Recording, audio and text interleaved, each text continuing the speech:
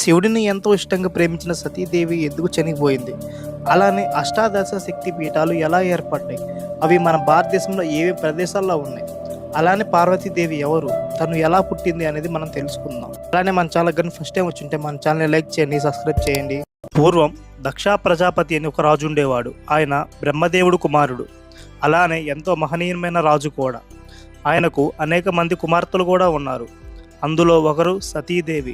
సతీదేవి వాళ్ళ నాన్న దగ్గరికి వెళ్ళి, నేను శివుణ్ణి మాత్రమే పెళ్లి చేసుకుంటాను, మరి ఎవరిని పెళ్లి చేసుకోను అని వాళ్ళ నాన్నతో పట్టుబడుతుంది. సతీదేవి తన తండ్రికి ఇష్టం లేకపోయినా శివుని వివాహం చేసుకుంటుంది. ఇలా కొంతకాలం గడిచాక దక్షుడు ఒక గొప్ప యజ్ఞాన్ని నిర్వహిస్తాడు. యజ్ఞంలో దక్షుడు తన కుమార్తెను చూడగానే శివుడిపై అనరాని మాటలన్నీ అంటాడు.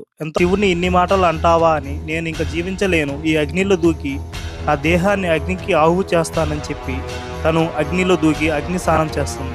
మీకు ఫుల్ వీడియో కావాలంటే కింద లింక్ ఉంది, ఓపెన్ చేయండి.